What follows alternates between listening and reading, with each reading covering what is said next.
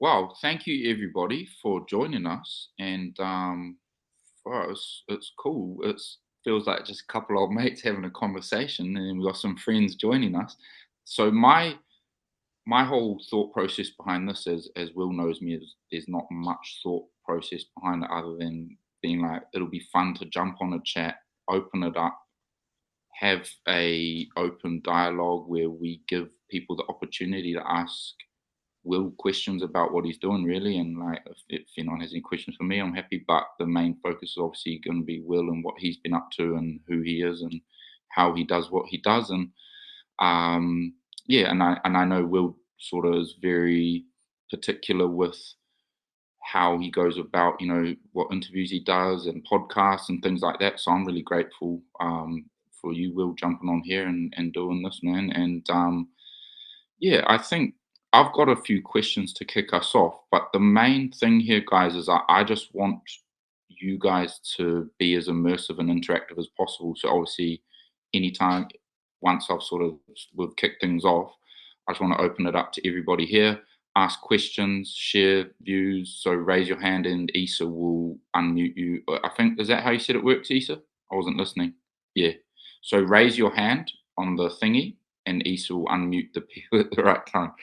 Um, but yeah, so I'll kick it off here. But so Will Goodge, fucking one of the greats.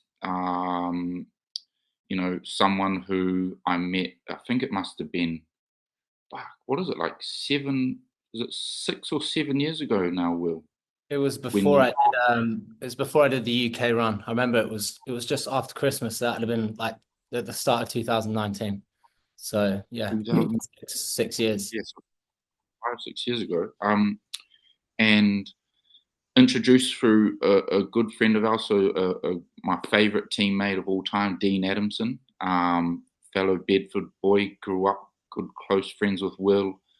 Uh, Came to me because I'd started pure sport. By that point, it was still very early in the journey, but a lot of athletes, pro athletes, were utilizing the products for pain and inflammation and sleep. And Dean was utilizing them, came to me and he said, "Hey, my mate Will, he's doing this run from John O'Groats to Land's End, and he's doing it to raise awareness and raise funds for Macmillan cancer. His mum passed away not too long ago from cancer, and this son really dear to his heart. He got into running as part of his process with dealing with that grief and loss." And I still remember the day, bro. We met up at the pub that overlooks the embankment at Bedford, For the and embankment. yeah, the embankment. That's the one. And I can one of the best or like the things that I love is that the dude that I met that day, who was really just setting out on this phase of his journey with the ultra running and what was going to become of it, is still the exact same dude who is here today. And no matter what you've achieved with the running, and then the other interests that you have in terms of business and your own brand that you've built, and the deals and the endorsements off the back of that, um, you've remained the true Will that we all know and love, that have the opportunity to know you. And that's something that I want to sort of delve into today in terms of like what my first question, Will, is. This is the most serious conversation Will and I have had. What what is it that you think allows you to be you, the way you show up with consistency as the same Will in every environment? Whether like I've seen the way you built the run club at Pure Sport. I saw the way that you showed up and you gave your time and care and love to, you know, people who were new to running, who were very shy and nervous to come to a run club that had never ran a 5K, to I've seen you interacting with people of, fame and wealth and all sorts, and it's the same Will. Um, what what do what do you attribute that to, and what is that within you? Well, I sent you that thing the other day, didn't I, from the Kendrick Lamar interview before he did the halftime show for the NFL. It was this Apple Music interview. And he was speaking with someone in the studio once, and they said the one thing that people can feel in a room more than love or hate is authenticity, which I found was like a really powerful thing to hear myself. Even well, any moment. It was recently, but it does tell through. And the people I love most and have the most respect for, and even if I don't feel like I fit that category or whatever, like Peter John, like he's the same guy wherever he is, and he could say some stupid shit, but he'd say that stupid shit in front of anyone, and everyone loves him for that. If you don't like if you're not fond of that kind of behavior, then I don't know what you're people. You should be seeking that truth in the person, like who they are, and not anything else. I think once you figure out how to do that, because there's also a thing in life of there is manipulation in life and trying to get to the next phase of anything. There's tactical moves you make, but it becomes, I don't know, it becomes like an empty pit if every move you make is not an authentic one. And to look at yourself in the mirror or to go to sleep at night and feel good about yourself, the easiest way to do that is to be proud of your actions, how you act with anyone, in my opinion. So yeah, I don't know, I've just always found it easier just to be me. And from like starting out running and as you say, like doing the run club at Pure Sport or meeting anyone from anywhere, like I've been the other side of that thing. Like I've been the fan meeting someone, even like when I was a kid playing rugby, like you meet a professional rugby player and it's like it's an amazing feeling. So I've been the other side and I know how much weight it holds to have a conversation with someone who you respect or like. So now I'm fortunate enough that I might be in that position sometimes. I can't give anything other than, you know, it's a little bit of time and it might have a positive impact on someone else's life. So yeah, I get a lot out of giving. It's one of my things. Mm. Yeah, I think it's from what I've learned by our friendship and being around you and spending time together is it's definitely strongly in your DNA. And I've got to know your old man G Boy, the real G Boy. Um, and I've heard so much about your mum, and I often sort of feel sense that like there's so much of your mum and you, um, from what I understand and what I've heard, and how much she means to you guys. And um, yeah, it's cool, man. Because I, as a rugby player, I loved rugby, and I was so thankful to have that career. And I was never the star player. I was, always a dude who was sort of middle of the tier, and I always looked at the supporters that stayed after the game, and I always just felt like a gratitude towards them. And sometimes I'd see the big stars just walk past them, not take the time to sign the autographs, or if they did, it was just like quick and not really. They didn't. They often didn't understand what it would mean to give that person like an extra 20 seconds of your time and get asked their name, or and I think that's just something that you have in abundance, and which I actually think it returns to you in abundance too. You give and it comes back around, and but also I think it allows you to appreciate life in the moment, rather than a means to an end. Would you say? Yeah, no, I agree. I agree. Giving that person that little bit of time, and I would say I get something out of it too. Like it's a humbling reminder that people are interested in what you've done or what you're doing, and yeah, giving them a small nugget of information that can help them, or even like the fleeting thing of motivation. If you, I don't know, if you read a really good book or you watch a good video that G's you up, like you can carry that forward with you, even if it's whatever for the next hour or anything. It's still a positive impact, and the more positive impacts you can have and receive, the better off your life's going to be. Yeah, too right. Bro, tell me about that first sort of life changing run you did, the barefooted run through Takapuna Beach in Auckland. Take, Yeah, that was a good one. take us on a trip down memory lane, and describe that sort of in that moment what arose, and then what happened in that experience, and then what that was sort of kicked on to be. Yeah, that was it was after my mum had passed away actually. We decided to go on holiday to New Zealand because we'd been there before, we got family friends there. And I'd been running a bit, I'd gone through like the realization or very early stages. She passed away in the January and we went in the March.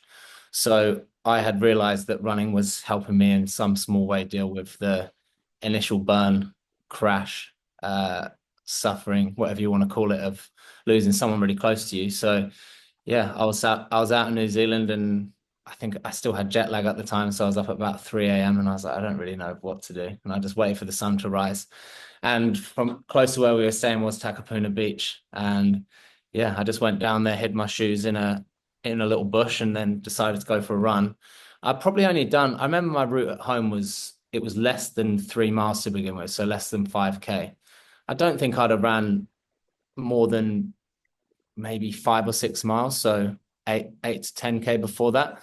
And I just took off. The sun was rising. Obviously, I was on a beach. It was New Zealand. It was beautiful, and I just ran up and down the beach. I think I was using like Nike running app at the time. I probably had it on my phone. I was probably wearing big Bose headphones. I was probably 100 kilos and absolutely jacked. Um, and yeah, I got to the other end, turned around, and I was like, shit, I feel good. Like every step is kind of easy. I feel like I'm floating. I feel happy. I feel elated, which was a hard feeling to get at that stage of my life. And yeah, I just ended up doing my first half marathon and kind of felt fine afterwards. And yeah, it just became a space where I was like, okay, I want to explore this more. I still hadn't come up with any ideas or anything, but I was like, well, sure, I come from a rugby background. I was semi-pro, so I should be able to run a 10K or a half marathon. But I've just done that off of the cuff on a whim.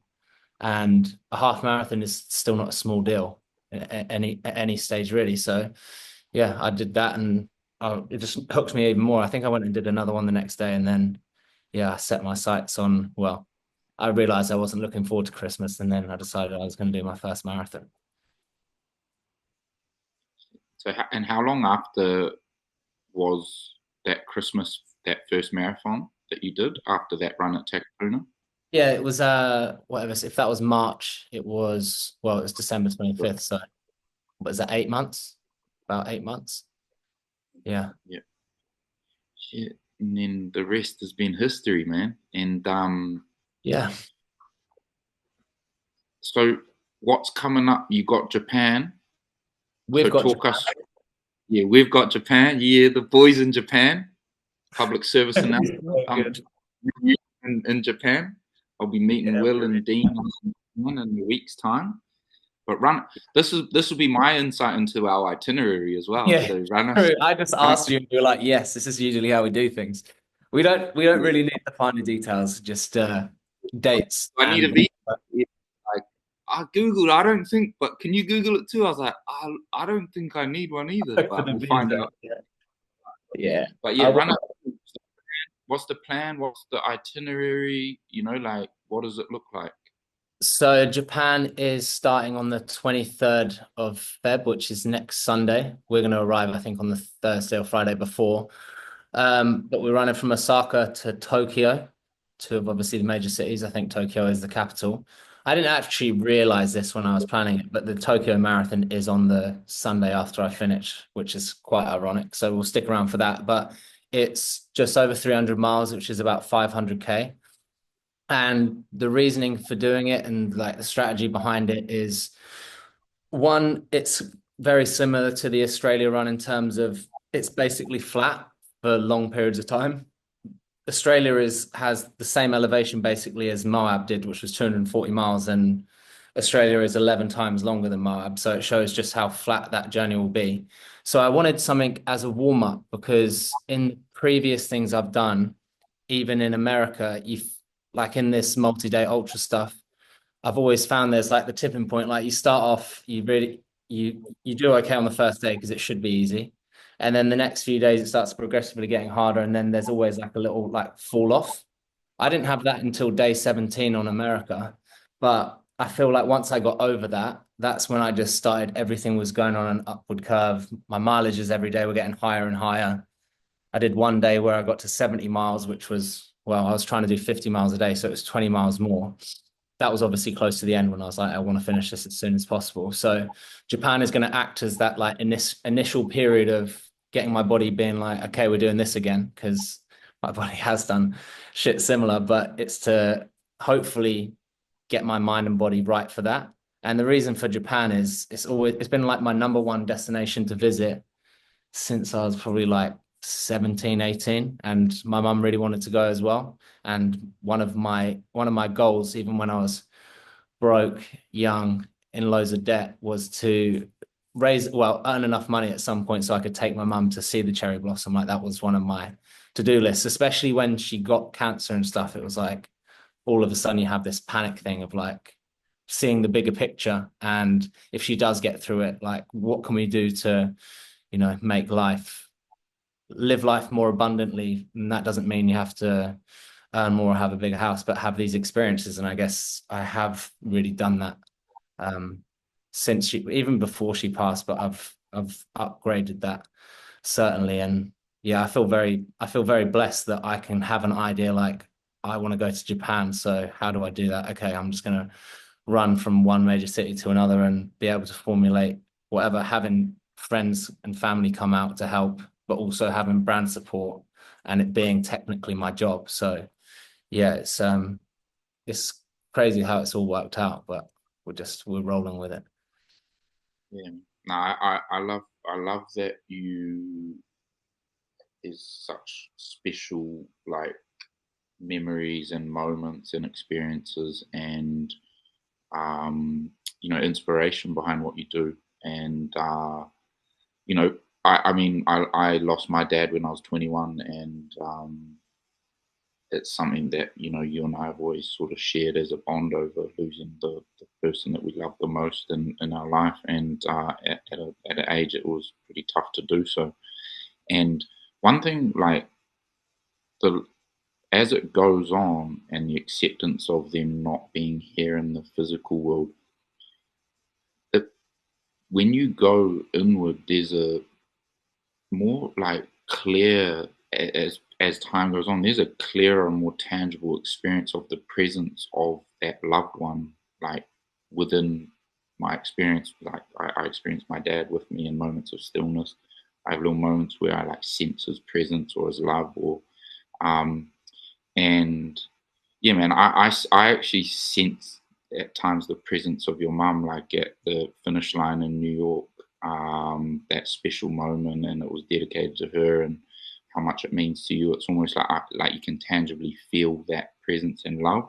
Um, so, I think, yeah, man, I love that it's something that will just forever, her love and her presence will forever be something that inspires you and pushes you to be living the life that's true to you. Yeah, well, So it's like Japan, the whole thing of the only way someone really dies is if you stop talking about them. Like the memory goes on if you still bring them into your life, no matter that they're not there in the physical, as you say. Like you have those moments when you really feel their presence. And other people, like even though I didn't know your dad, you didn't know my mum, we both have that sense of seeing it in each other at a certain time. So yeah, it's a beautiful thing, and life never ends.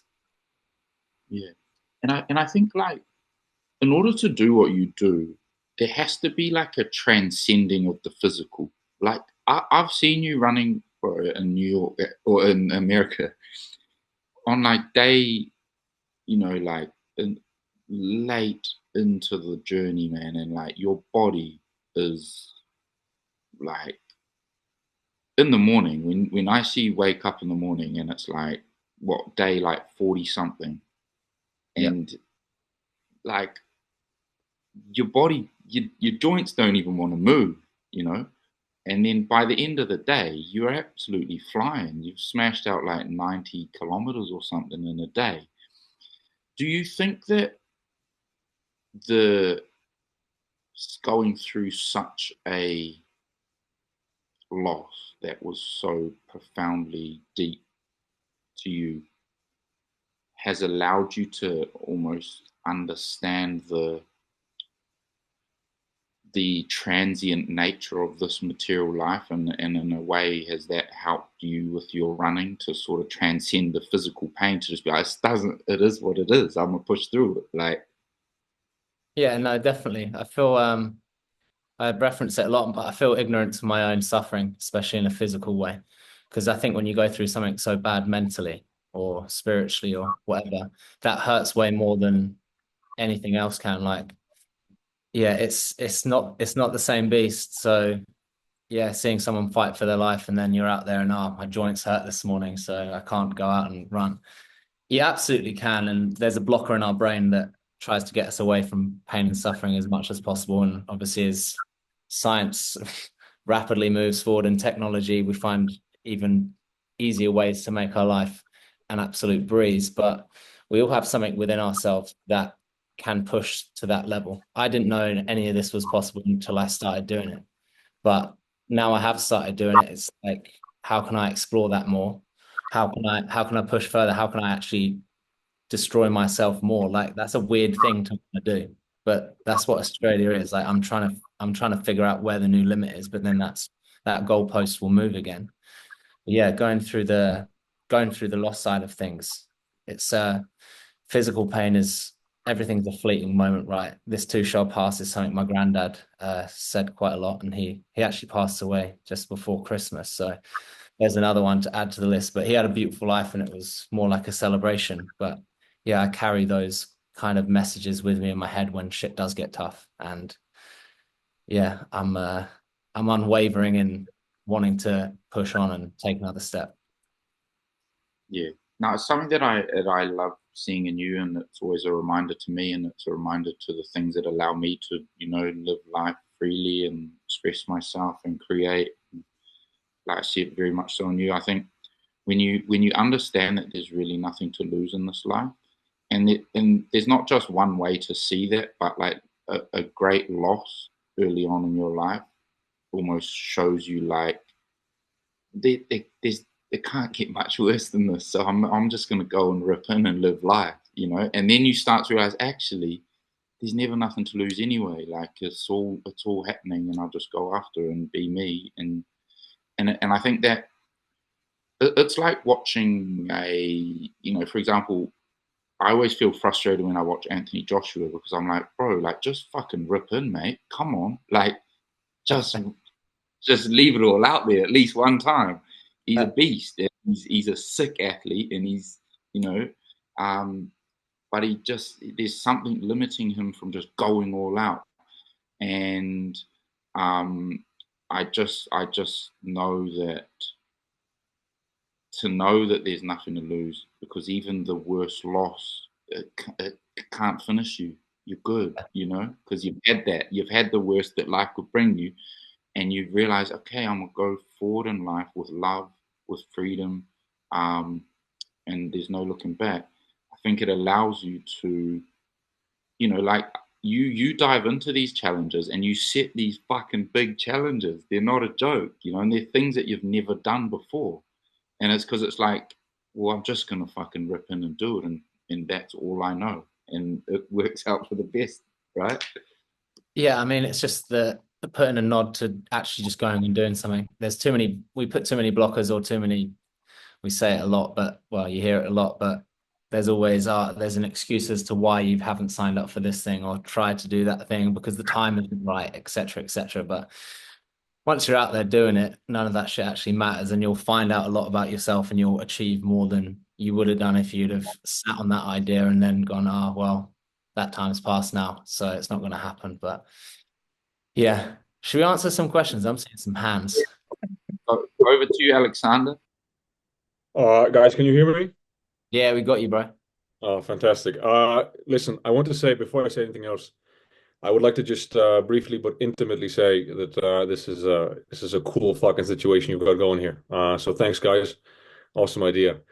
Um, Listen, I'm not exactly sure how to word this question, but I have to try. So you've both touched on authenticity, especially in the beginning of the conversation, and I like that you did because in both of your fields of expertise, let's say, following both of you for quite some time now, it's very, very transparent that, you guys are just, how to say this in a proper way, as real as can be, And so, Will, I have a question for you. We texted super briefly last summer. My coach and mutual friend Tommy got us in touch. I was running across Germany, and you gave me some stellar advice, man, on the run. Uh, I I kind of asked you briefly on advice, and you told me that the first run should be difficult, and being alone is actually the best indicator of that what you're doing is correct. And so here's the question: in terms of authenticity, do you find that with a run as big as Australia or any of the project thus far, because you've accumulated quite the audience at this point, before announcing something this big, before attacking it, do you find you need to reset so as to not let all the attention, all the praise, all the almost really celebrity and glamour contaminate just the primal, personal, intimate need for war, for battle, for feeling, for struggle, for all that? Because I've learned with my Germany run, which was of a smaller caliber, but I don't have an audience, and I've already found myself back then kind of realizing, like, bro, you're moving from the wrong intention sometimes. Like I caught myself sometimes wanting the attention, and it felt so wrong. So, do you find you need a reset before you ever tackle a challenge this big? Do you need a just to find back into yourself before you're like, okay, I'm ready to announce, I'm ready to devote myself, I'm ready to train, and I'm ready to execute? Uh, that's a great question, and I do remember that conversation we had, and it was a cool one. And it's also interesting because I do get a lot of messages about people doing challenges, asking for advice, etc. And sometimes you can tell just because of this social media world we're in, right? And I first of all, I'll premise this by saying I'm extremely lucky that it's become my job and people are interested. Because I started out, as Grayson said, I started from a place of loss, and that's the reason why I did this stuff. And somehow it's become a career. And I think timing wise, super lucky because, and this is a bad thing to say is lucky, but COVID happening and everyone getting interested in running and seeing the ultra running was actually something people could do. The marathon wasn't the biggest feat of human endurance ever. There was all of a sudden a lot of interest in it. And I had been placed in this pool of people that had done it beforehand. So when it then became more popular, as I said, if people were going to look at someone to follow because they're interested in it, like some people on this call, maybe yourself included, Yeah. you saw me doing something and was like, I want a slice of that action. So sometimes it's hard for me to explain how I've got to the position I have, but that's being true and honest. Like I'm just extremely lucky that I was in it beforehand. It bubbled up, got popular, and then I was already, I don't know what to say, like a safe bet or a person of interest. So when I say I'm going to do something, there's already an audience of people there interested. And yeah, I've shown what I can do before. So yeah, that's the premise. But in answering your question, the reason we do this shit is for that primal thing. It's for that moment when you're out there, and sure, like now I've got people like filming my life and we've filmed all the challenges, and that's cool and can get other people involved. It helps me fund my life. It helps me when I have a family, whatever. Like it's a different job to anything that's I've ever considered before social media was a thing. But the real reason you do it and why you just keep going back for more and chasing that dragon is for that feeling when you're out there, no one's with you. Like the whole Moab thing I did was absolutely insane. It's like you're in the middle of nowhere, and there's a palpable feeling I get, and it's that no one else in the world, not Elon Musk, not Kanye West. I'm giving terrible examples because they're not terrible shit recently, but whatever. There's these super successful or famous people, there's super smart people, but no one can feel that feeling of being primal, pushing past your limits. That feeling, if you could bottle it up and sell it, you would be a trillionaire. because you've felt it in what you've done, and I feel it in these big things I do. So that's the real reason I want to go back to this stuff. But also, there's an opportunity, as I say, for it to be my life and raise money for charity and get other people interested in doing it. So there's a catalyst of other positives that come off it. And would I be stupid not to try and lean into that? Maybe, but at the end of the day, that main feeling is chasing that dragon.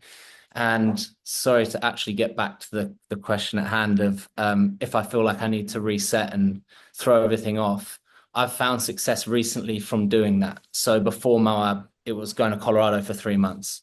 I've always been this butterfly, kind of going with the wind, going wherever.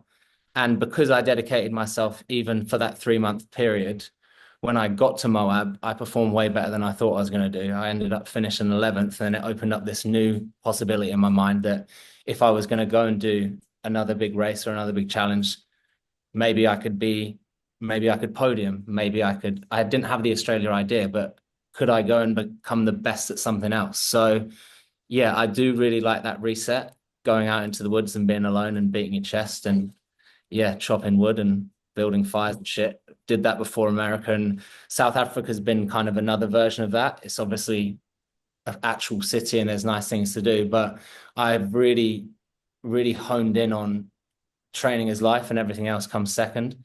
I still have to do business stuff. I still have to see friends and family, but the thing that comes first and always comes first right now is training. And I'm really feeling it like in a solid place to go and attack this thing. And yeah, the beauty of it will be in the middle of Australia when I'm feeling shit, and then I'm going to carry on and I'm going to be like, yeah, this is exactly who I am.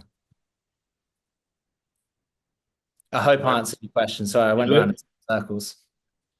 I think you did the best job one could do of answering a question that was like, again, weirdly phrased, but yeah, man, I get the gist. I don't want to take up too much time, so I want to ask officially, is it okay if I ask a question towards Grayson, or should we just rotate and No, you go ahead, bro. And then if anyone else has questions, raise your hand and we'll come to them after this. All right, so thank you for your patience, guys. Yeah, so Grayson, yeah, I've been reaching out to you here and then as well. Listen, more less than a question, I want to kind of just say that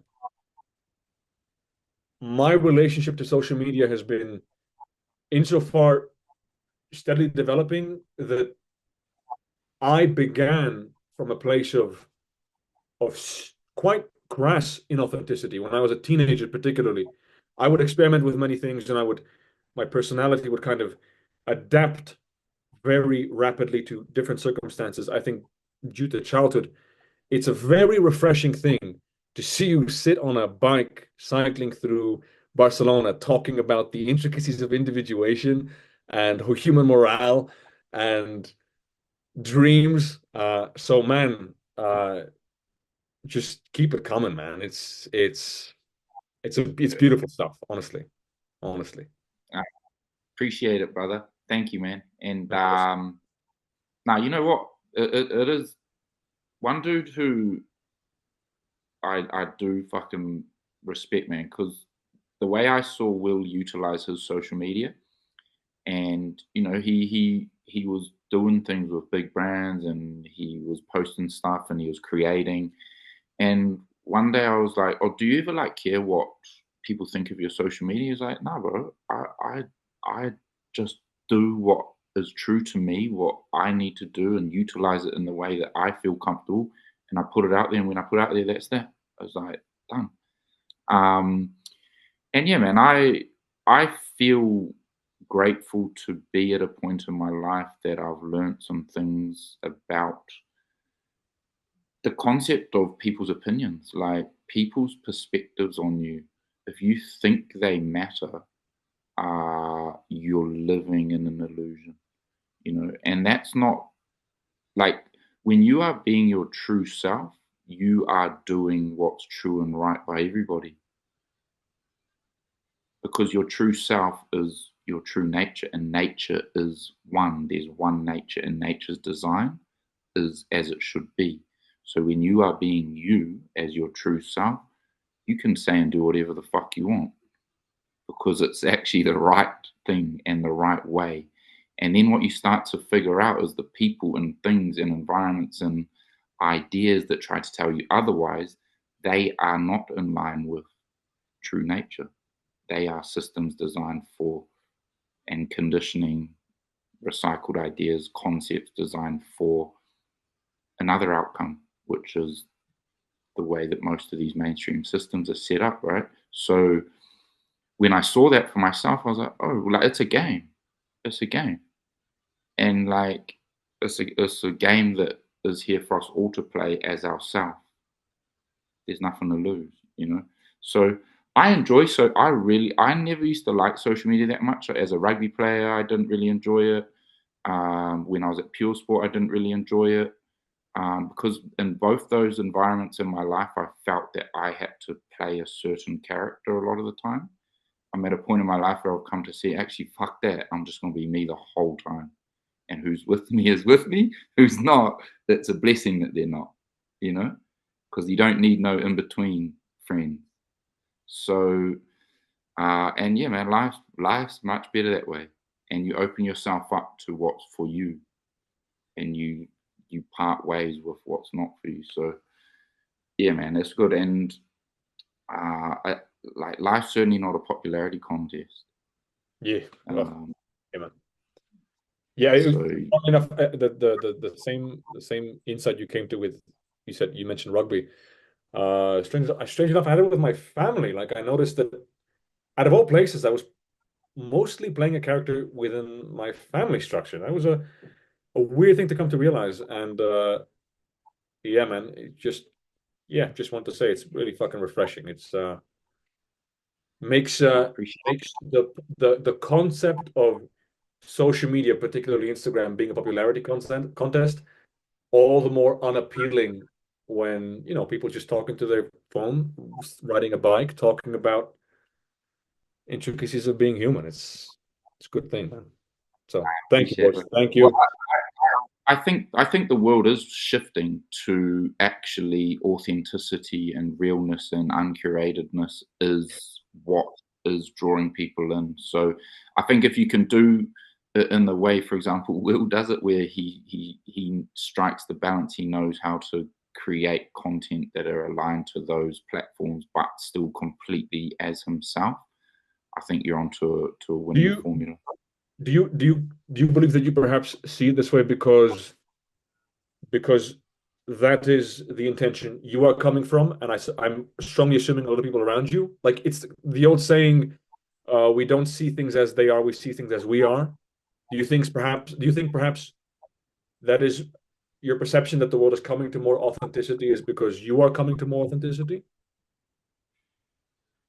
Yeah, I think that's a fair point for sure. But I think on top of that, I like to reflect on, particularly from a business perspective,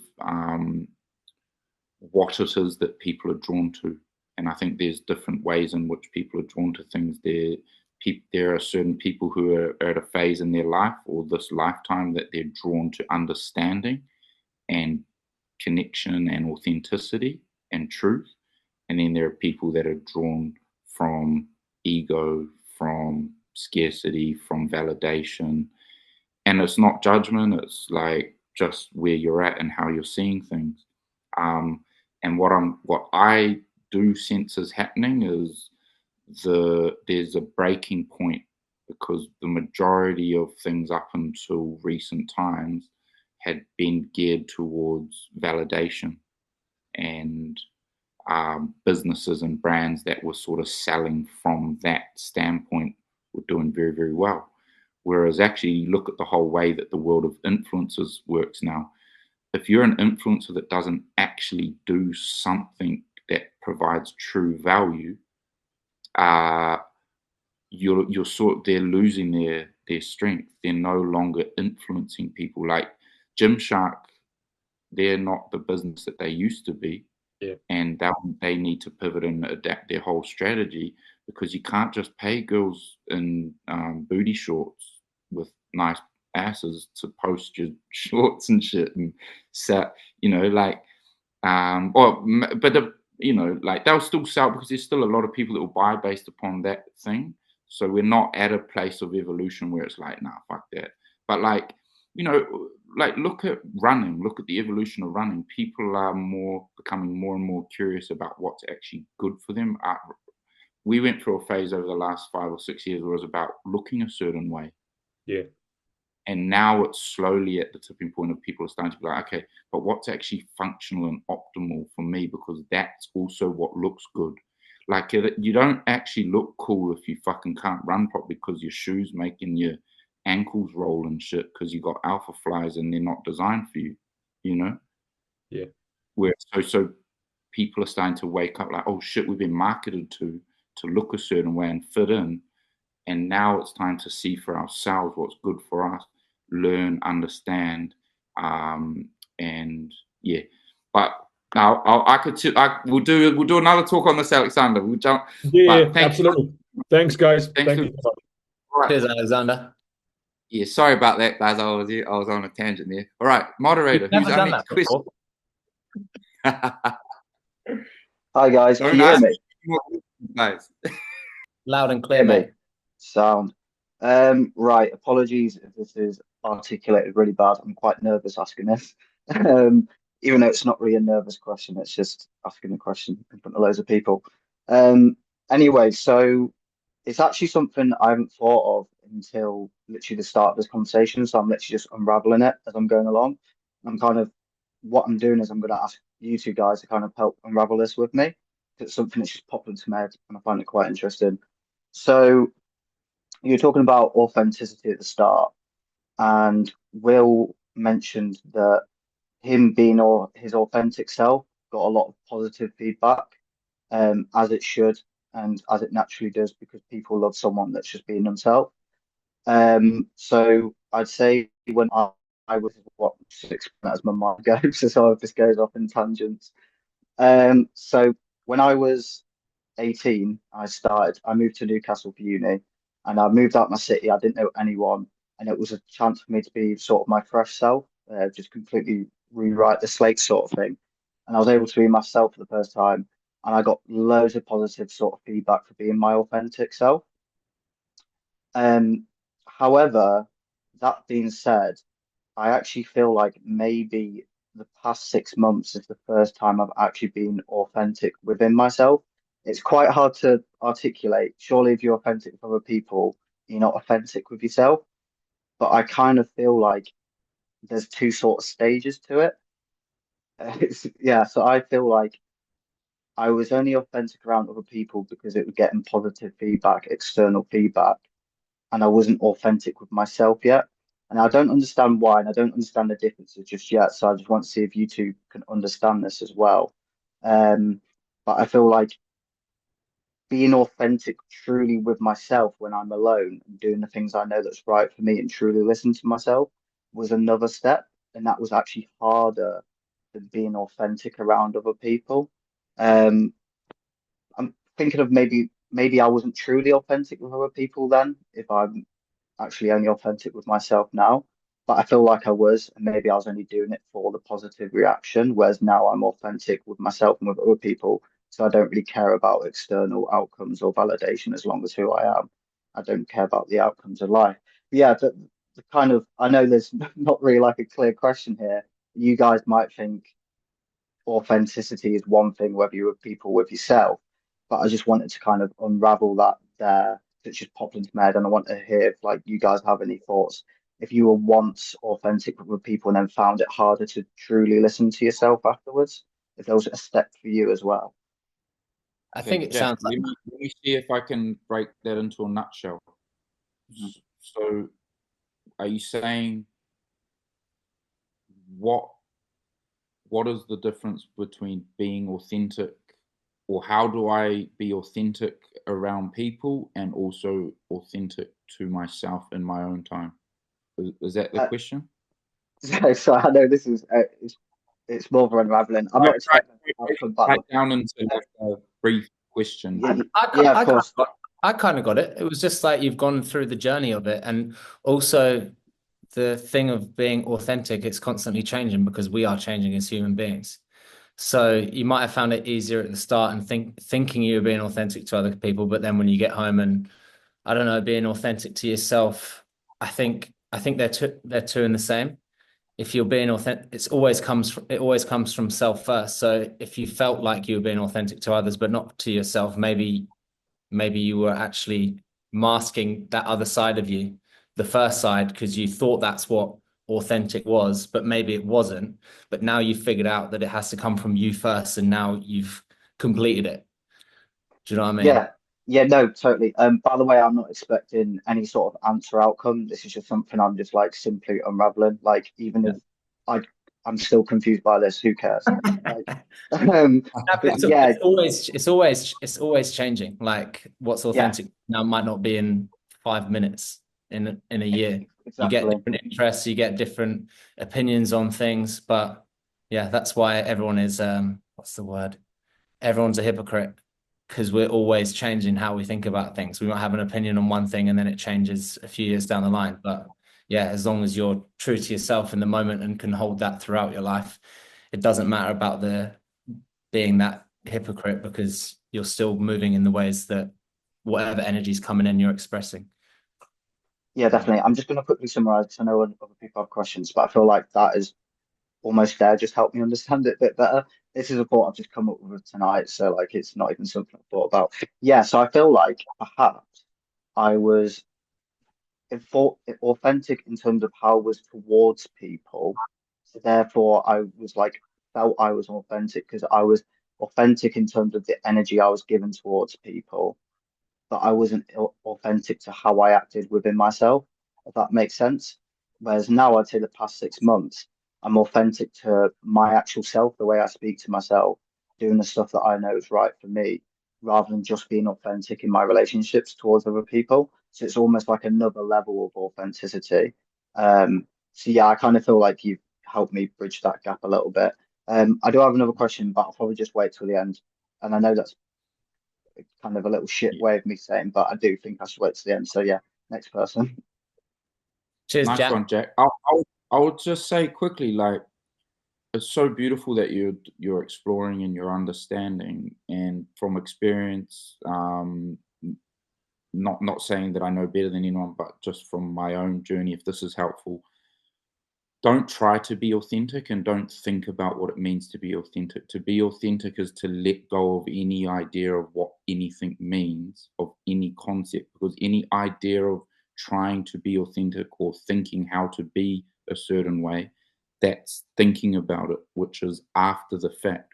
Authenticity is who you are here and now in the moment, because the moment is all that's true. The rest is just concepts, like Will said really beautifully, like the, everything's always changing in life, uh, in the external, but the truth of who you are is now. And so who you are now, just be that.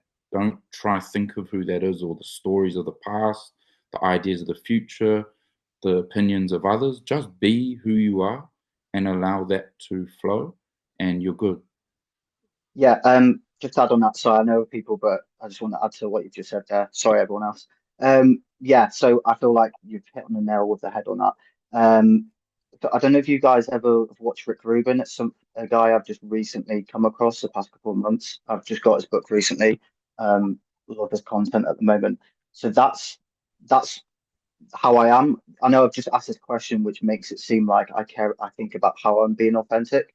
This is not to me go, oh, look at me. I don't care about how I'm like, I'm just being, but I generally now I've got to this place where I'm like what you just said, I am just being. I Yeah. think this question just Nice, came bro. from, I was just generally curious, if that makes sense. Hence why I Nah, didn't that's actually great. care about an Bro. answer. Um, but yeah, I do totally agree with you. If you're constantly thinking about how you're acting or how you're being authentic, Yeah. that isn't actually being authentic. And also, Yeah. something from Rick Rubin again is that I think too many people try and understand the whys and the whys and the whys of the world. And if you just simply observe and let it be and just be yourself, that's the best way to be. And that's what I've learned to be like. So You're yeah. right, brother. Let it be yourself, and just let it flow. All Yeah, right, bro. appreciate it, guys. Keep going, brother. Thank you for the question, bro. All right, moderator, who's next? The running man. I've been watching your head bop around for a while. Honestly, terrible session. Don't even like running that much. First question for Will. Kind of two parts. One, going back to your point of going through a training block, the success that you had in Moab, and you want to push yourself further. I guess my question is, luckily you did so well, but if you didn't do as well, do you think you would still have that mindset of, I want to go into a certain block and really push myself and continue to push myself? Or do you reckon you would just keep, doing challenges, doing as best as you can, but not really go for that first place, if that makes sense? Or am I just completely misread it? No. You made total sense. I think it just unlocked something else in my mind of possibility. There's always been something in the back of my mind where I've been doing these things. I've been doing them somewhat on a whim, making them up, not doing too much in the build up in terms of training like anyone would think I would or what I should be doing, and then been able to achieve. But then that just leaves this big gap of, well, if I was super dedicated, what could it be? And Moab was that first instance. And I guess the US in a certain way. I didn't train super hard for the US, but did better than I thought I could do. But Moab kind of solidified that feeling of, shit, am I going to regret in 10, 15 years that I didn't really lock in? I mean, I love all parts of life, so there's always going to be a part of me that's going to enjoy all of it. But what could happen if I really did lean into it more? And then, yeah, fucking find out. And then that actually perfectly leads me on to my second point, Gio. You just said you didn't train that hard for America, or like you did. Yeah. I've got the Lisbon half a lot shorter in 3 and a bit weeks. I've been very on and off my plan. Any last minute tips? Anything? Well, the thing is, man, you've already got it in the back. It's already a foregone conclusion. Have you done a half before? Yeah, I did a Paris half last year. Again, loved it, hated it, but yeah. Yeah, there you go. You've already done it. So it's just another thing. Like, do you want to ruin the next 2 weeks by either doing a load of panic training and then getting there and not enjoying it so much, or do you want to go in with like an open heart and open mind and be like, well, it's a foregone conclusion, I'm going to do it, so let's try and enjoy it and see what happens thereafter. Like Love you've got the half in the bag, bro. It's good. that. Cheers, bro. Appreciate it. And just a quick one for Grayson. Firstly, Grayson, thank you for your time. I know I've met you quite a few times in the past, and cheers for teaching me how to do a pull up as well, the Broadway bars. I guess my question to you is: you've been talking about being authentic, and from like a personal side of, if people are with you, great. If they're not with you, fine. I guess, how do you see that translating from a business perspective? Of obviously, you want to be authentic as much as you can, but let's say when you're working with certain people, they might, not be authentic themselves. So how would you go about that journey, I guess?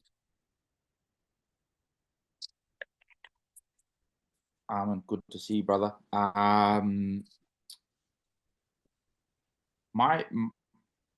I look at life as like it's energy.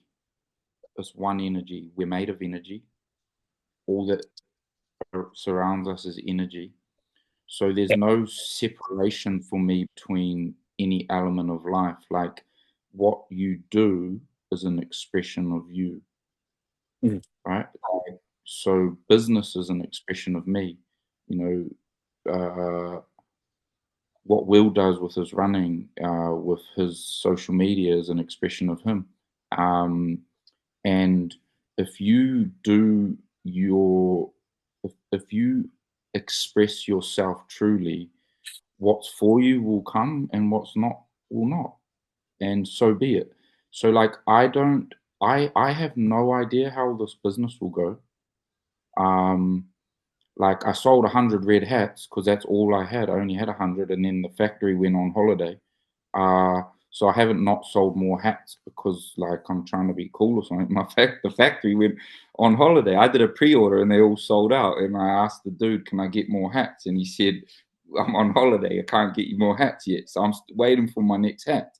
But like, I don't know, bro. Like when Will sets out on his runs, he doesn't know for a fact that he's gonna finish that run. For example, for America, he's never ran across America before, but he has a vision and he has a meaning and he has a purpose, and he's just gonna go out there and fucking do his thing and see what happens. And that openness and that freedom is what allows you to pivot, what allows you to evolve, what allows you to shift, what allows you to problem solve, what allows you to see things in ways that people that just think via concept and outcome don't see. Like I used to sit in board meetings with 6 or 7 multi-millionaires, and they used to tell me about all the problems that we had in the business. And I'd sit there and I'd close my eyes and then I'd rattle off the solution to the problem. And they'll be like, "How did you do that?" And I'd be like, "I didn't, I just fucking saw it what it was and I expressed it. And then we take the steps to do that. That's what we do, you know?" And they're like, "Fuck," because they conceptualize via spreadsheets and shit. So they don't understand how to see something as a fresh perspective in the moment. Like they can't teach you that in school. And they actually try to teach that out of you. We've all got all the answers within us already, you know, because what we see and what we perceive is made of us. So like you can't lose, bro. Like if my shoes fucking don't work out, something will shift and something will arise, you know. I you know, people say, "What was your business plan with Pure Sport?" I was like, I didn't have one. And the idea just came to me. And I was like, fuck, I really want to make that product. Oh, and I think a lot of people would love that product, you know? And then the idea for apparel came to me, and it's like, yeah, we're gonna sell apparel now, you know, and then we just figure it out. So it's like just fucking go after what you feel, what you see, and just give it a crack, man. There's nothing to lose. And people often say, "How do you do this, that, or the other?" And it's like, if you really want to do something, you don't even need to ask people how you do it. You just find a way. No, I appreciate it. You, No, literally, that's helpful to you hear. just find a way. That's all there is. No, I appreciate it. Thanks, bud. Appreciate you, brother. You're gonna tear that fucking Lisbon half up, and if you don't, so be it. I Enjoy was going to say, yourself. currently my knee's getting torn up, but yeah, I'll tear it up. Yeah, go rest then. Stop running. Cheers, guys. See you, brother. All right, who's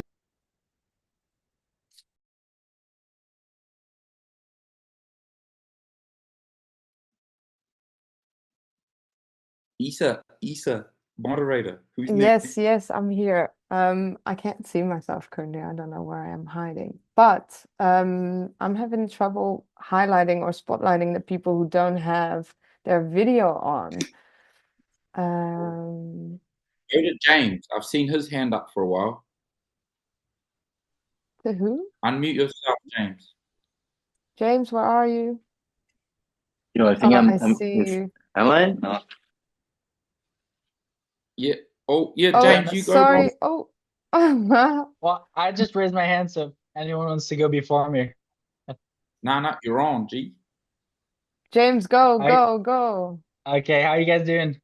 Awesome to be here and to hear all the questions and a lot of good takeaways. I had a quick question for William. Just easy question. Just wanted to know what you were doing differently to prepare for Japan and Australia compared to what you did for America. Okay, nice. Good to speak to you again, James. I recognize your face and name, so thanks for being here. There's big differences. I'm actually have a training program that I'm following is the main one. Like it may sound funny, but yeah, America was, in terms of actually giving you some knowledge, America was slightly different where I was doing a lot of just average miles. So I'd try and get as many miles as I could in a week. My version of what now is Japan for Australia was going to Colorado and training with Robbie for, I think I was there for 2 weeks, and we did a week where we did 20 miles every day. So I had a 140-mile week, which is pretty big. And I was also at altitude there. It's at like 7,200 feet.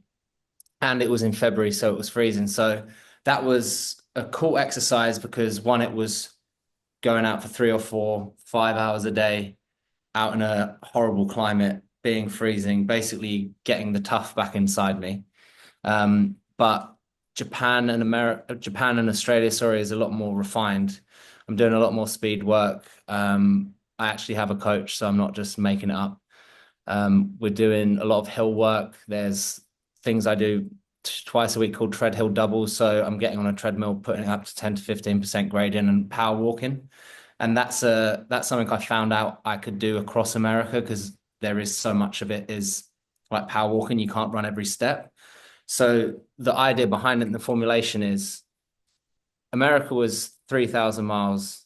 Australia is about 2,400. So it's less, it's super flat in comparison. But what I'm trying to do is go out and do a similar amount of time every day to what I was doing in the US, which was around 12 to my maximum was probably 16 hours, but fit in more miles in that time. So it's about being more efficient over the course of a day, going further and having the same amount of time to recover because the best thing is always and always will be sleep. So that's a big one. So they're the main actual differences. There's some real knowledge about what my training is. Awesome. I appreciate that. And from an injury standpoint, what are some things you're doing to mitigate that risk? And Strength training is a big one. I've been doing that once or twice a week, every week, again, consistently. I had a program before and I worked with a guy called Harvey Lawton from when I was doing my first run across the UK. And I found really good benefits from it, like having more muscle mass around the joint is actually a good thing for these massive challenges. And being in running positions when you're doing a lot of the weighted exercises is good because you're not just sitting under a squat rack or doing deadlifts. Sure, I'm doing a bit of those things as well, but a lot of what I'm doing is in those running positions. So I'm stronger in those things that don't seem like they're important but really are. And then recovery wise, I'm very lucky to be out here and I have a recovery center near, so I'm doing ice baths and saunas 2 to 3 times a week. I get a massage once or twice a week. I'm going to a physio once a week. Getting shockwave therapy on my shin again and like the bottom of my calves, which is something I found good for shin splints in the past and when I had a stress fracture. So basically, I've taken all the lessons of just about getting by and then put them into, well, a good 16-week program where I'm proper locked in and yeah, I'm dedicated. So yeah, that's awesome, brother. Look forward to seeing that go down. And if you need any help in Japan, just holler, man. Thanks, bro. I appreciate that. Yeah. Yeah. Hey, Grayson, just a Guys, quick question for you, brother. cool. Yes, bro. Yeah. Go ahead. I was about to say, if anyone needs a videographer, content creator, James is fucking sick. Drop your Instagram Appreciate into the love. the but yeah, makes amazing content. But yeah, go ahead, brother. Thank you, brother. I appreciate that. Quick question. What do you think we as a society can do to create spaces that encourage people to explore who they truly are beneath the labels and accomplishments? I think as a society, we can't rely on society. My favorite quote is from a guy named Ramana Maharshi. He's known as one of the ancient Indian sages that brought the understanding of the exploration of your true nature, which was sort of hidden quite deeply and amongst all the traditions and rituals of ancient Hinduism and sort of had become overlooked in terms of the direct pointing of the understanding. So check out Ramana Maharshi. Actually, his book is beautiful. His book is called Who Am I?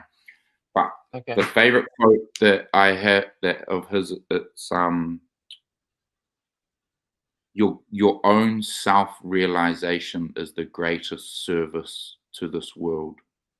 So we're taught from the moment our brains start having the ability to take on board information, that other people or systems or structures or leaders have more information or are better versed in understanding how life works and we should learn from them. And in fact, like if you look at young children, they are the most free, abundant, open, infinite, pure potential ever. So we should all actually be learning from them. But where they are coming from is just their true essence, consciousness. So your own self-realization is the greatest service you can give the world, is turning your attention back inward to the background, which is within your very presence, your being, and allowing that to be the thing that navigates your life. If we can do that as an individual, then that is the thing that changes society. So the more individuals that make a priority of understanding their true self as they are, that is what impacts society. So we need to let go of the idea that society will give us an answer or an opportunity. It starts with us. Because actually all that you experience in life is you. You have never, no one on this call has ever experienced anything outside of their own ability to experience it. So everything that you've experienced has taken place within you. So therefore, it's your own understanding of who you are that allows you to see life in that way. So that's my answer to you, bro. Awesome. I appreciate that, brother. Thank you, guys. Thanks, much love, and hope we can connect soon. As well, Will's secret weapon for Japan and then going into Australia for his recovery, he doesn't know it yet, but he's got a one-of-one pair of heart workshops. So what Will don't know is, you know, he ain't gonna have had put his foot in a shoe in between his running sessions that allows him to actually have a neutral posture, his toes to actually spread optimally, and to have flow through the whole foot, so the foot mobility remains optimal. His calves, his knees, his lower back, his posture. Man, fuck, this guy don't even need no. I'll do 2,400 miles then. Hey, that's a pretty good marketing thing, isn't it? Just put the fucking barefoots on. Get the heart. You don't need no when you rock up, and you can wear them like a mule as well. Sorry about that, bro. So they're coming to Japan. Nice. Anyway, had to give that a little plug there, but that's on the way. Right, next question. What's your time like? I know you got you're an early to bed guy these days, so maybe we'll take should we say 3 more questions? It's good for me. Yeah. What's going on, Wade? All right. You, bro. Are they? Can you hear me? Yeah, I got you. Fellow South African. Cool. Yes. Are you gonna take a South African flag with you on the run to Japan? You've been living here for long enough. Can do if you want me to. I'll send you one. Yeah. Right, I'll see you at Ollie's tomorrow. Oh, I got work, but I can take off. Question. This is actually to the both of you. You guys have a few years ahead of me in life, so I think you must have experienced this at some point in your life. Basically, when life, not to sound all therapy, but basically what Grayson was explaining not too long ago about how life kind of beats your pure essence out of you, shave your sharp edges to fit the circle mold. How do you, if you feel lost, like you knew you could take on certain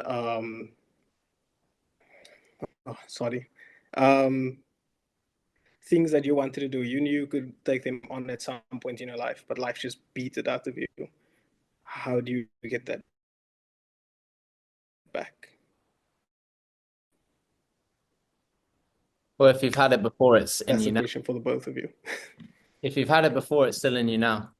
And there's a part of that, like we all go through ups and downs. Like I know social media is an interesting world and it's all the highlights and whatnot. But everyone struggles in their own way. So there should be an understanding that you're not alone in having those feelings. Like I have them, I'm sure Grayson has them too. Like nothing is granted in life. Tomorrow is not granted. The next 5 minutes aren't. It's just here and now. But there's small things you can do, and it's just like it's the whole thing of like getting back on your feet. Obviously, when my mum passed away, I was totally fucked. So, but it's like those little small wins. It's those small wins that then unlock new understanding of what is possible, what you can do, and then you just keep going with that flow. And you'll get knocked down again, and I'll get knocked down again, and everyone on this call will get knocked down at some point soon. But it's that whole thing of this too shall pass, which is a beautiful thing to consider in all moments of life, because it makes you appreciate when things are really good, because you know it's going to pass and you're going to go back to a low stage. But then also when you're low, you know that you're going to get out of it. So that in a little nutshell of something you can think about, small wins and this too shall pass is my answer to that. Thank you. Grayson, your part? Firstly, brother, I like your facial hair because it looks like it grows similar to mine just here. Thank you. God blessed us with the non-ability to grow it over here, right? So it's a we just struggle. It's a struggle. Yeah, I've given up on hope. But you just gotta rock it, bro. Gotta rock that Mr. Miyagi, right? So, brother, I think my answer to that is life. One of the biggest blessings in my life have come off the hardest things. The biggest losses, the biggest heartbreaks, the biggest failures. And I've felt them, and I've felt them deeply. But what I felt by facing them front on, and what I realized every time something like that happened was, fuck, I was never defined by the thing in the material world, whether it be the business, the rugby career, money, relationships, opinions of others, whatever it is. Anytime any ultimate hardship, and fuck it, bro, I don't know why, but really life's thrown some fucking shit at me for sure.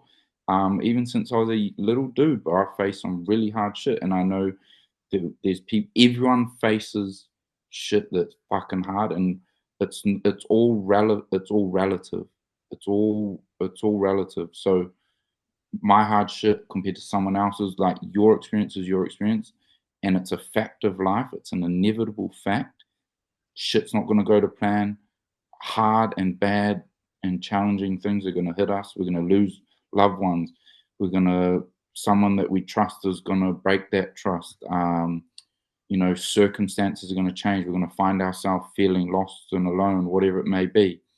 Those are opportunities to see life is showing you that who you are was never defined by the thing. So here and now, whether you are doing the thing that you love, or you feel that you're not, or you feel you're fulfilling your potential, or you're not, the thing to always refer back to is the knowing that within you now is the capacity to be free, happy, and abundant. And it's there always, right now, regardless of the circumstance. If you see that in the times of struggle, you actually become a fucking indestructible. Like, life is different. And in the times of struggle is the biggest opportunity to see that. There is also opportunity to see it in the times of fucking huge, great, like amazing things. Because also what you'll find is, say, when I was 19, I made my pro rugby debut. I was getting paid. I fucking had a sports car. I had people coming up to me in bars and shit. And I really dreamed from the age of 15. I was like, I literally said, when I get my first rugby contract, then life's going to start being okay for me. Finally, I'm going to feel okay. And I remember sitting there after my debut being like, fuck, man, I really thought I was going to feel like I was set, and that I could be myself, and I could express myself, and I was going to feel confident, and that life was going to start to feel okay. And I just was the same dude. So it started to teach me, you cannot put the expectation for happiness, freedom, fulfillment, and abundance upon the external world. Bro, Nelson Mandela spent 20 years in that fucking tiny jail cell in Robben Island. And that man, he knew freedom, peace, and abundance in some of the most unjust, inhumane circumstances that any human could ever have. And that is what allowed him to come out the other side and fucking become an icon of peace and freedom forever. Because in the times of struggle for 20 years, he just kept going inward to know that he was the peace. It wasn't via the circumstances.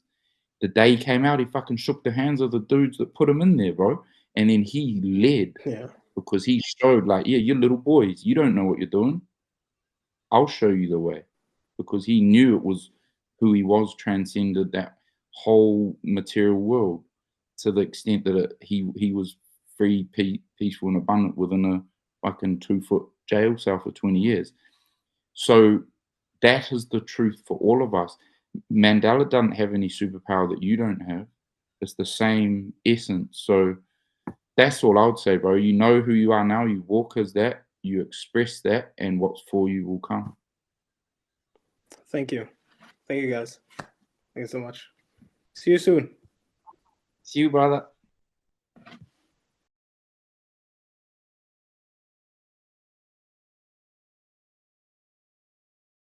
Why are you laughing, Issa? Who's next? Push.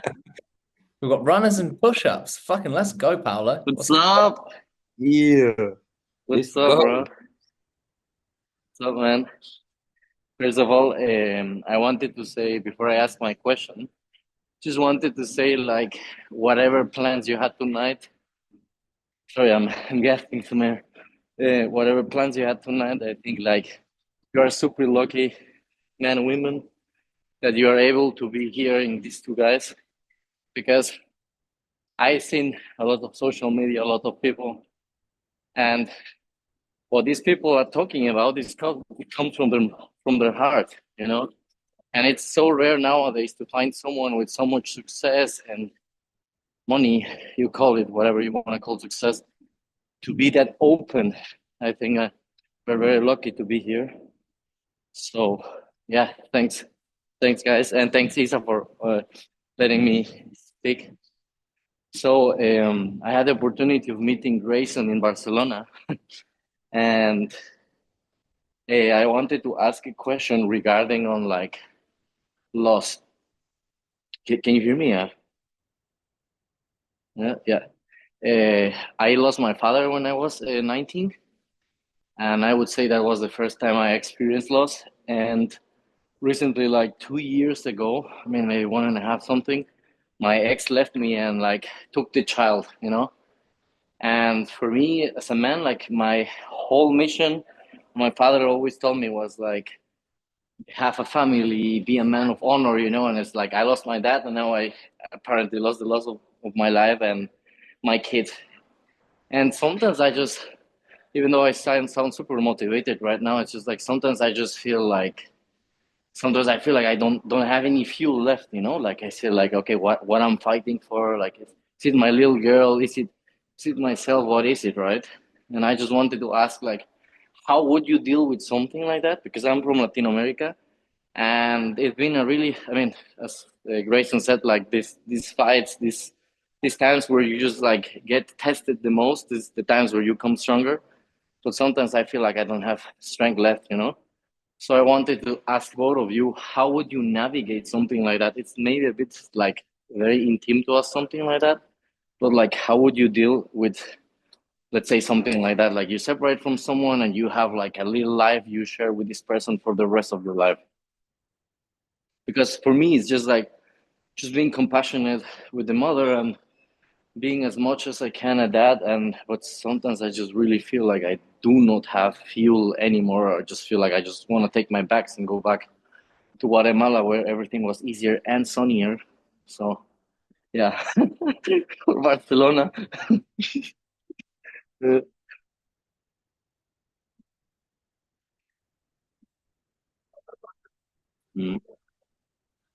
Can you hear me? Yeah. Oh Good yeah. question. I'm gonna let Will jump in. Sorry, I clicked off the screen. My bad. That's why I probably looked so confused for a Good. second. Yeah. Thank you for your honesty, Paolo. And yeah, you have my you have my love and thoughts for that situation, because it's tough, and I haven't experienced that. So I'm sorry you're going through that. But as we've said before, like, life's always going to throw tests at us, and we don't know what they're going to be. But how you navigate them and having that pride in yourself and being the man you want to be is something very powerful. It's not going to be easy, and I don't really have an answer of how you fix that. But you can be proud in yourself every day that you do have those little battles with yourself of feeling like you're totally gassed out, and you do one thing that's positive to get that back or take another step forward. Yeah, it's a tough one, and I think everyone has those moments where it's easy to be motivated and it's easy to push on, and then something can knock you back and you feel like, what the fuck am I doing? Why am I even trying? And you want to give up. And that's always going to happen, and it's always going to be there. I have days where I don't want to do anything, and I don't actually want to make this about me. But I think it's the human experience to feel like you want to run away. I personally run away. That's basically what I did for a large portion when my mum passed away. I had that life back home that was reminding me too much of that situation. So I was getting out of that situation as much as possible by going to New York or LA, basically. So I was hiding from that pain, that reality that was at home. And the only way I managed to get through it was to face it. And yeah, you don't know what facing it's going to do, if it's going to make it better or bring things back, but you can at least start to gain some more self-worth and more self-pride by battling on. Because the worst thing to ever do is to totally give up. That's an end point no one wants to see, right? So you can take those little wins or those little step forwards, and they can apply to all parts of your life, not just the personal stuff. So yeah, keep taking some punches, keep throwing some back, and yeah, things will get better, things will get worse, but that's life. I hope that was okay. That was a bloody good answer, Will. Yeah, I think the openness that you have expressed there, Polo, it shows that you are taking life's challenge front on, you know. And I learned about a thing about a year ago, like that I got to the point where I didn't know any other way, and life put something in my path that was so illogical and just completely not right. And there was no matter where I went to try to figure it out, there was not a solution arising. And that's when I learned about this thing called surrender. And I'd heard of like surrender or letting go, or, but when life gives you something so hard and so not right and so illogical and so like, why and how is this happening to me? Like, what did I do? Why is this happening? And there's no way, and you're trying every which way to resolve it. And it feels like it's your worst nightmare. And it's like, what the fuck? How is this happening? There's a thing called surrender. And surrender is you just give it up to the higher power. And you say, I've done all I can do, and I'll continue to do all I can do, but I can no longer run around. I'll drive myself mad trying to fucking fix this. And that's flowing with life, and it's not giving up. It's like, I remember times as a rugby player. I remember, bro, there was times when I played Super Rugby for the Blues in New Zealand, and like the pace of the game back then was so fucking fast. and I was only a young guy, and I was never like aerobically the fittest player. And I was playing position of scrum half, so I had to get, and I really fucking was not wanting to let the team down, and I was new to the team, and I was in my first season, and I was on TV and everything. I didn't want to fuck it up, and I was running side to side to side, and I was so fucking tired, and I had this voice in my head being like, "Don't fucking miss that ruck. You got to get there. Got to get there." And then I started, and I was running, and I hit this tipping point where it was so exhausting. It was so hard.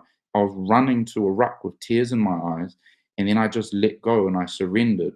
And then this whole other reserve tank of energy, of gas, just came to me without trying, and it was flow, because it was letting go and flowing with life. So when you surrender, you open yourself up to insights, views, understandings of things in a different way. And do you know what's crazy, bro? Not crazy, but what they don't teach us in this life? When you surrender, things come to you in a different way.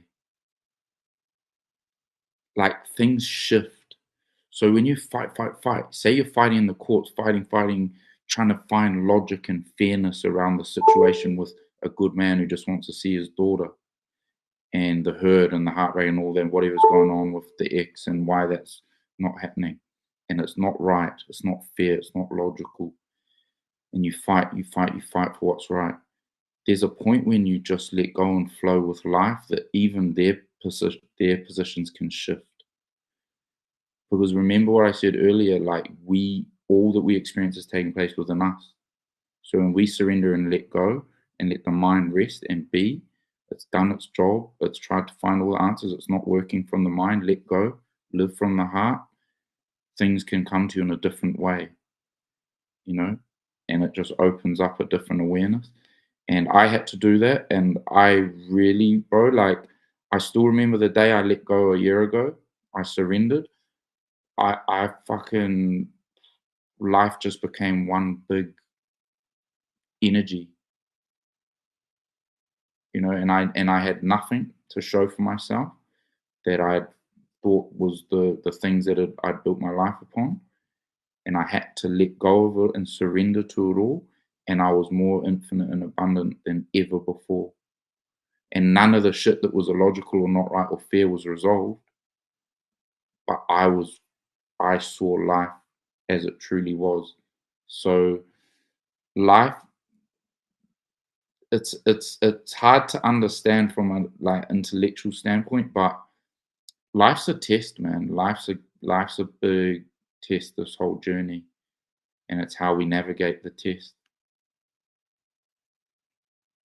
So life's giving you a real chance to surrender, from what I can understand. Wow. Damn, bro. Thank you. Yeah, the thing, like I just said, there is like, and I can only reciprocate with that, is like, for me, was more like my Buddhist teacher used to say to me, like, stop reacting to life and start to observe more, like observe instead of absorbing. And that's like when you said, I was just like fighting the court, fighting the police, everything, like as a Latino in Germany, you just have no chance against women, like just forget it. And I was just like, okay, my mother is there, like everyone is kind of like, but at the end of the day, I go to bed and I'm alone, and not in the dating. I don't care about dating right now. Just I have no energy for that. But like for me, it's more like I am so alone with my thoughts that I just have somehow let go. Like, and when I let go, it's just like life really starts to unfold in a very weird, good way, because I think it just let the natural light of my being come inside me and just tell me, hey, bro, everything is fine, without really understanding that everything is fine, but more like accepting that everything feels fine. So like I do agree with that, because one day I just woke up and say, okay, I'm gonna go for a run. And I mean, I'm not really a runner myself, but I was like, fuck it, I'm just gonna try, like start traveling a bit. And it's very, very, I also want to thank you, because I have been following you for like couple of years now. And like when I was going through like my depression and everything, it's just like your words, Garrett Kramer, all these people you post is just really it just makes sense. It was not just like, oh, just go to therapy, do this, do that, but it just felt like very natural and a way of being, like you say, like true self, that I was just like, actually everything is fine, but the way how society taught us to worry about every little single detail, it's actually fine. Even though if like you explain to someone, say, wow, you're really in a deep hole, it's just like, I think at the end you cave that hole and you decide how deep you actually want to be or how high you want to be. So yeah, I just wanted to thank you, and thank you, Will. I'm both. I'm sorry for both of your losses, but I really look up to you guys. You're really good lads, and really thank you for what you're doing. And I hope I can get a grab. I had a grab soon, man. The green one calling. Yay. Yay! You still got the rocking picture I that sent well. you, yeah? Yeah. Look good on you, G. All right. Thank you, brother. Keep going, man. Yeah, and the truth. I'm gonna hit. Yeah, the truth, and you just live from that and let life unfold Thank from you, there, man. Really, really grateful. Right. I want to hit chest. What I would say is, because I can see there are still a few hands up. If anyone from this call does have a question, for me specifically, just DM it to me and I'll send you a voice note back or get back to you properly, because I respect all of your time. I understand that not everyone's got to ask a question. Some people might have had one and not wanted to bring it forward for whatever reason, because it's a big group of people. So yeah, just know I respect your guys' time and I thank you for being here. So if you do have a question for me specifically, just DM it to me and I'll get back to you in the best way I can tomorrow. Yeah. All right. What do you say, Will? Should we wrap it up? Yeah, I reckon. Wait, I saw in the chat my bro Gabari. Is that how you pronounce it? It was his first time on Zoom and he was struggling to get the hand up. So we'll come to you, unmute yourself, and you'll be our last question of the night. Welcome to Zoom. Hey, thank you. Can you guys hear me? Yeah, we got you. Hey, I really appreciate it. I appreciate you guys so much. I'm coming live from Miami, Florida. I'm in America. So first of all, I just wanted to say, I appreciate both you guys. I appreciate you, Issa, as well. I appreciate the whole team for just, speaking y'all truth, telling y'all story. I appreciate it so much. So for you, Will, I just want to say thank you. You're a big inspiration. I watch you. I grew up running track and field my whole entire life, but I was a sprinter, 100, 200, occasionally 400. Really was really successful, stayed every year, Junior Olympics and everything, got hurt my senior year, couldn't get the physical therapy, said, all right, forget it, because I had been doing art and writing and design since I was like 8, 9 years old. So I said, all right, maybe track and field isn't for me. Then years went by, still writing, designing, doing things like that. And I had a real void in my life and I started back running. I got into distance running and I just did the Florida Marathon last Sunday. And I wanted to say you and people like you have been a real big inspiration in my life, and getting back to running and doing it in distance running has been unbelievable, because it's completely different from sprinting, growing up as a sprinter as I was. And it was really hard in the beginning. And it's been so gratifying. When I first started, I was just doing 3 miles. I just wanted to do 5Ks and 10Ks. And I was like, man, I'm never going to do a marathon. And I just did the Florida Marathon and I'm loving it. And I just want to say thank you for everything you do and just being yourself and inspiring someone like me. I really appreciate it. I appreciate you, bro. Thank you for that. That's very kind.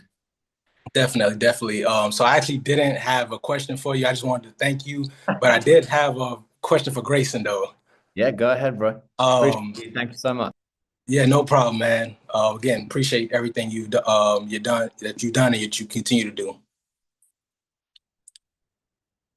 And to you, Grayson, I just again, I want to shout out you and Issa and the Heart Workshop. I am loving what you are doing. I've always been a sneakerhead my entire life, except for the past maybe 3, 4 years. I started selling a lot of my sneakers. I've been a sneakerhead for a long time. I started selling all my sneakers because I have wide, flat feet, and I started realizing that a lot of these sneakers were just not good for my feet. They just weren't good. They weren't conducive for me just wanting to be training and being an athlete. So I started getting into barefoot shoes. I had a couple friends tell me about them. So I got some Vibram, the 5-finger shoes. I believe that's what they're called. I got a pair of those that I wear all the time. And it's very hard to find stylish barefoot sneakers. And somebody sent me your page, and I actually followed you, Grayson, a few weeks ago when I DM'd you, you DM'd back. I appreciate that.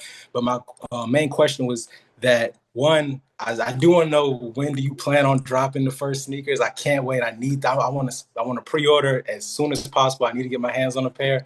And also, I wanted to know, I know you said, you just kind of go with the flow. You don't really think too much. You might not have a certain plan, but if you do have any type of anything in your mind, your head that you could share about the future, what do you plan? Like, where do you see the Heart Workshop going as far as apparel and sneakers? Because I believe in this thing so much. Like, I love the shoes, I love the hat, I love the passion you guys have for it. I believe in it so much. I know you're probably not trying to go. I actually don't know what you're trying to do, so I'm not going to speak for you. But you may not be trying to go on like a Hermes level or something like that. But I see this thing being like the Hermes or Chanel of active footwear, functioning apparel. I do believe that, and I'm a designer myself. I've been doing graphic design, designing clothes, and I publish books, I write, so I love the creativity and the passion that you and Issa have for it. So I just really want to know if you could divulge any information on where you see it going into the future, because I want to, really be one of the collectors of these. Yeah, oh, there they go. Yeah, I accidentally got some. I was dyeing this one.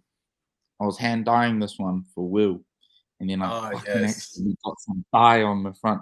But then I realized with white, you could also dye that white and get rid of that dye mark. But nah, man, honestly, I just want to say, I really appreciate the support and the enthusiasm, and because I'm not gonna lie, bro, like, fuck, it is daunting as hell creating footwear, like, because it's a whole different ball game. But the same way that you saw that you can dive into distance running after being someone who, your whole life you were running short distance sprint, which is very, very different on the body, isn't it? To doing long distance. And now you've seen at a later point in life, it's like, fuck, I can jump into this and just do my thing and evolve and express myself and adapt and understand. The same way with what Will always does, he dives in, he figures it out. The thing I love about Will is he really applies himself. He does it in a nonchalant way, and he expresses himself through his love for clothing and fashion and what he loves. But he really is understanding how to optimize the body and breathing and stretching and mobility and supplementation. So I think what we all have in common here in this conversation is, when we feel something and we see something, we understand that we just can dive in and figure it out. And that's actually a human capacity. That's something that we all have available to us, so not like, it's not just limited to some people. It's letting go of the ideas that limit us and just diving in.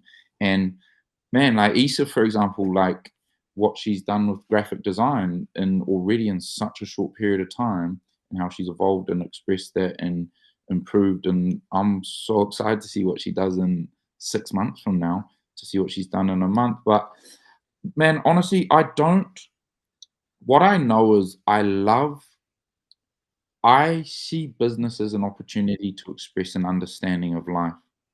And I think business can have a true impact on humanity if the people that are doing the business are seeing it as an opportunity to express abundance and true nature rather than an outcome.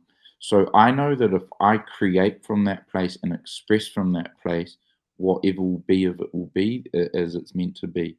And what really drives me is like, what I have understood about shoes and bare feet and posture and optimal foot function, all the muscles and nerves in our feet, and then the knock-on effect that it has throughout the rest of our body. It's absolutely profound. Like, I wish I fucking knew this shit when I was a rugby player. I would have been a way better rugby player, man. But thankfully I'm 36 and I can have a way better life now and future than I would have had if I didn't understand it. We aren't designed to be put that far out of our alignment via wearing a sole that has a wedge in it. We aren't designed for our feet to be squished and not be able to feel the ground and not move with full mobility.